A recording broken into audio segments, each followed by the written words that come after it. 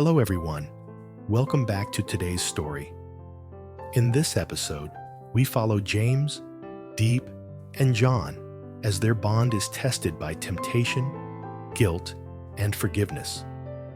While helping the couple move into their new home after a storm, John finds a hidden envelope containing $20,000. Driven by desperation, he makes a choice that could destroy the fragile trust between them. What follows is a tense confrontation that forces them to face the true meaning of honesty and redemption. As the storm outside rages, another bruise within their hearts. Stay with us until the end to see how compassion and forgiveness can heal even the deepest betrayal. And don't forget to subscribe to help us reach 10,000 subscribers. Your support truly means the world to us. The storm had quieted to a gentle drizzle, leaving the air thick and damp. Inside the new house, the smell of wet wood and fresh paint mingled in the air. James crouched by a pile of unopened boxes, hammer still in hand, his sleeves rolled up. Diep sat nearby, folding blankets, her hair clinging to her temples from the humidity. They had worked since morning, assembling furniture, unpacking dishes, trying to turn the skeleton of a house into a home. John, who had come to help, shuffled in with muddy boots, shaking off the rain. "Hey, I stacked the rest of the tiles outside," he said, catching his breath. James looked up with a nod. "Thanks, John. That should do for today." The house echoed faintly with the sounds of their movements, clinking tools, rustling plastic, the occasional laugh. For the first time in weeks, the tension between the three of them seemed lighter. Diep even smiled when John offered to help her carry the boxes to the living room. "Careful with that one," she said, pointing to a sealed box marked kitchen. "James packed the dishes himself, and I don't trust his wrapping skills." John chuckled. "I'll treat it like gold, promise." The afternoon slipped by, filled with the simple rhythm of teamwork. James moved from room to room, securing nails, measuring planks. Diep dusted the shelves and wiped down the counters. John carried box after box, his face flushed with effort, but behind his calm expression, something else stirred. When he stepped into the smaller bedroom to drop off a stack of folded clothes, his eyes caught a faint glint near the dresser. A black leather envelope lay half hidden beneath a pile of folded towels. He hesitated, curiosity tugging at him. Maybe it was just more documents, until he picked it up. Inside were neat stacks of $100 bills, fresh, crisp, untouched. His heart skipped. He counted quickly, breath tightening with each bundle. $20,000. John froze. His hands trembled as if the weight of the money burned through his palms. Why would they leave something like this lying around? He thought, scanning the doorway. He could still hear James's hammer tapping in the next room. Diep humming faintly under her breath. They trusted him. They had fed him, forgiven him for the mistakes of his past. But the temptation gnawed at him like an old wound reopening. His mind whispered excuses. They won't even notice. You deserve a new start. You could leave this town, start over where no one knows you. The sound of James's footsteps drew closer.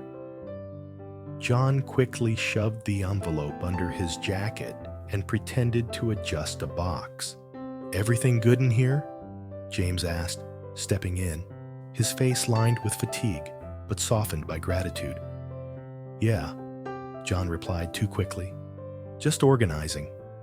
James smiled faintly. Appreciate it, man.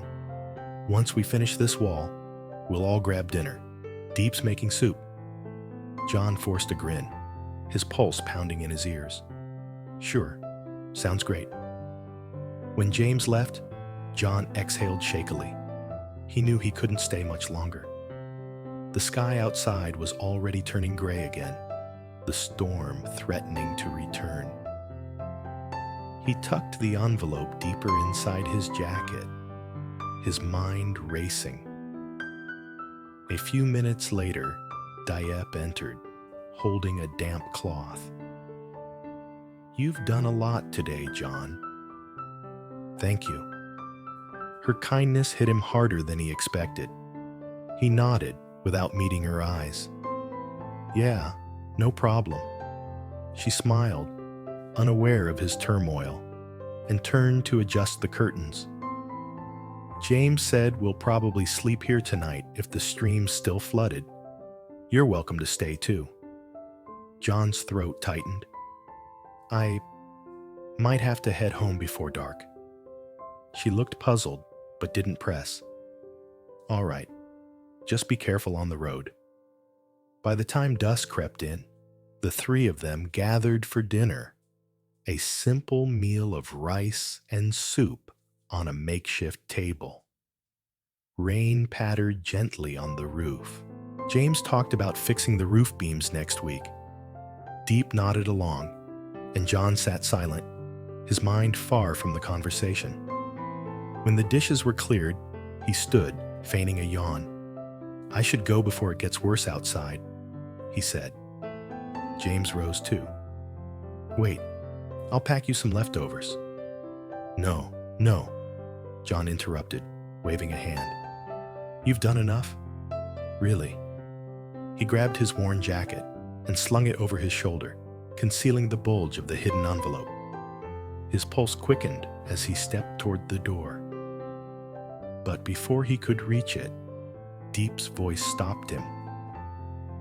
John, could you hand me that cloth? I think something spilled by the dresser. The words hit like lightning. The dresser. John froze, his hand gripping the doorknob. Sure, he muttered, turning slowly. Diep bent down, peering under the dresser, her brow furrowing.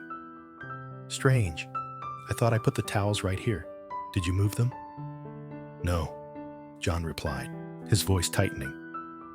James, hearing the exchange, walked over. What's going on? Nothing, Diep said, still looking. But wasn't there a black envelope here? The one with the emergency fund? John's blood ran cold. He felt the air leave his lungs. James's face shifted, calm but sharp. Yeah, it was right here this morning. He turned slowly toward John, eyes narrowing. You saw it, didn't you? John's lips parted, but no words came out. The silence stretched, thick and suffocating, broken only by the sound of rain against the window. John, James said quietly, stepping closer. Tell me you didn't. John's breath faltered. He tried to speak, to lie, but his trembling hands betrayed him. The corner of the envelope peeked from his jacket. Diep's expression fell, heartbreak washing over her features. Why, John? After everything? The room pulsed with tension, the air too heavy to breathe. James's voice rose, not in fury, but in disappointment that cut deeper than anger. We trusted you. You ate with us, worked beside us, and this is what you do? John clenched his fists, guilt clawing at him. I didn't mean to. Didn't mean to? James snapped, his voice trembling now. You planned to take it and disappear. John's shoulders sagged. His eyes glistened under the dim light. I thought it wouldn't matter. You have so much, and I've got nothing. Diep's voice trembled. That's not true. We gave you a chance because we believed you could change. The sound of thunder rolled in the distance as the room fell silent again. John's breath came in shallow bursts, his guilt weighing him down like chains. James looked at him one last time, tired, hurt, yet still holding on to a trace of mercy. "Put it back," James said, voice low. "Then go." John hesitated, eyes flicking between them. For a moment, it seemed like he might argue. But then he pulled the envelope from his jacket and laid it on the table. The money looked almost obscene under the flickering light, a physical manifestation of betrayal. He whispered, "I'm sorry," and turned toward the door. Rain poured harder as he stepped outside, the sound drowning his quiet sobs. Behind him, Diep wiped her tears silently, while James stood still, staring at the money. His faith in humanity cracked, but not broken. "Lock the door," James murmured. "We'll talk tomorrow." Diep nodded, her voice a whisper. "Do you think he'll come back?" James sighed, his eyes still on the door. "I don't know, but maybe this storm will teach him something the world couldn't." The next morning broke heavy and gray, the sky hanging low as if burdened by the night's turmoil. Rain still clung to the leaves, and the ground around the new house glistened with puddles. Inside, James sat at the kitchen table, a mug of untouched coffee growing cold before him. The black envelope lay where John had left it, sealed but tainted by guilt. Diep moved quietly around the room, folding blankets and sweeping sawdust from the corners. Every creak of the floor reminded her of the argument that had shattered the peace they'd built. "He must have left before dawn," she murmured. James nodded, his eyes fixed on the rain-spattered window. "He's got nowhere to go," he said softly, "but maybe that's what he needs, to face himself." Diep sighed. "He's not a bad person, James. Just lost." James's jaw tightened. "We were all lost once, but stealing..." He stopped, exhaling hard. I wanted to believe he'd changed. A long silence followed, broken only by the sound of rain dripping from the roof. The new house still smelled of fresh wood, but now it carried the sharp sting of betrayal. Diep placed a gentle hand on James's shoulder. "You still did the right thing," she said quietly. "You didn't humiliate him. You gave him a chance to leave with his dignity." James looked up, his eyes weary. "Yeah, but sometimes kindness feels like weakness." Before Diep could answer, a faint knock came from the door. It was hesitant, almost pleading. She and James exchanged a glance. When James opened the door, John stood there, soaked, trembling, eyes rimmed red. The rain had plastered his hair to his forehead, and his clothes clung to him like a second skin. He looked nothing like the man who'd left last night with stolen money in his jacket. I came to give this back," John said, holding out a small pouch. Inside was a stack of bills, muddy, wrinkled, but intact. "I took some before I panicked. I was halfway to the bus stop when I couldn't keep walking." His voice cracked, heavy with shame. "I sat there for hours, thinking about what you said." James said nothing. The rain drummed steadily outside, each drop echoing the weight of the moment. John's shoulders slumped. "You were right. I was gonna run. I told myself I deserved it after all I've been through. But Diep's words, her kindness, it His voice broke. I don't deserve forgiveness, but I couldn't live with what I did. Diep's eyes softened, though her expression stayed guarded. John, we were never angry because of the money. It's because we trusted you. He nodded, tears mixing with the rain. I know, I ruined that. James finally spoke, his voice low but steady. You can't rebuild trust overnight, John, but facing your mistake is a start. John dropped to his knees on the porch, the rain soaking him completely. Please, let me make it right. I'll work, I'll pay you back, I'll do anything. Just don't turn me away. Diep stepped forward, her hand trembling slightly as she reached to help him up. No one's turning you away, but you have to promise. No more running. Not from your problems, not from us. He looked up, meeting her gaze with a mixture of shame and gratitude. I promise. James exhaled slowly, glancing at Diep before nodding. All right then, come in, before you freeze. John stepped inside hesitantly, dripping water onto the floor.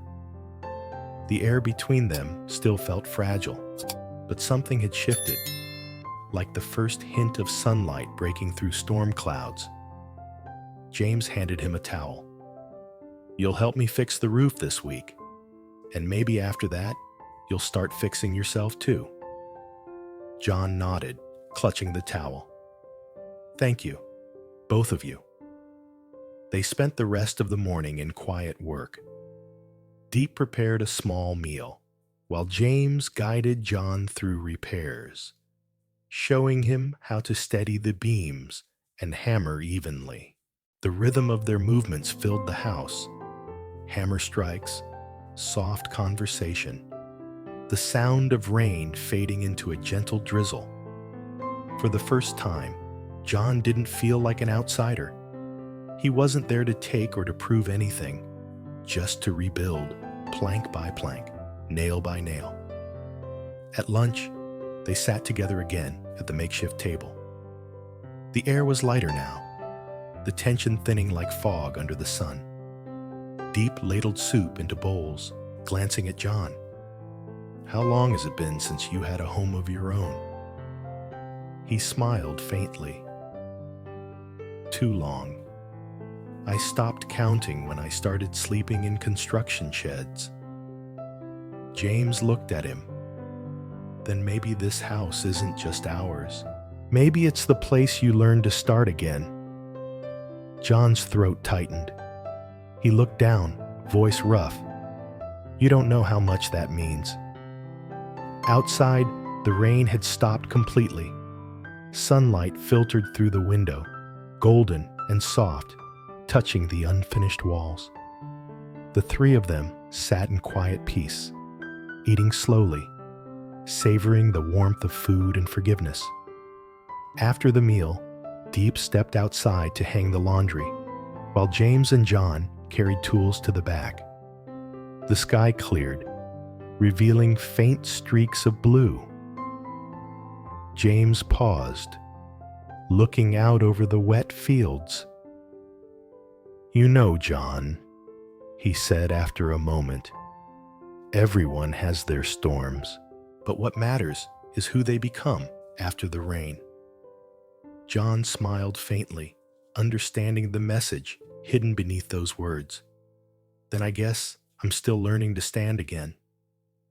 James clapped him on the shoulder. Good. Keep learning. As the day wore on, laughter slowly returned to the house. Diep teased James about his crooked hammering, and John chuckled, offering to teach the teacher. The air carried no trace of last night's bitterness, only renewal. When evening came, they lit a lantern and sat outside under the fading orange sky. Crickets sang in the distance, and the fields shimmered faintly with dew. Diep leaned against the porch railing, "It's strange," she said softly. "Yesterday felt like everything was falling apart. But now, it's like the storm washed something clean." James nodded. "Sometimes it takes a little chaos to remind us what really matters." John looked at them both, his expression thoughtful. "I used to think people only helped you when they needed something. But you proved me wrong." Diep smiled. "We help people because we've been helped too. Life's too short to hold grudges." The lantern light flickered, casting their shadows across the wooden walls. 3 figures bound not by perfection, but by shared flaws and forgiveness. John turned his gaze toward the dark road ahead. "Tomorrow, I'll go to the market. I'll find work. I want to earn what I took." James nodded approvingly. "We'll help you get started, one step at a time." For a while, none of them spoke. The world around them felt calm again. The kind of calm that only comes after surviving a storm.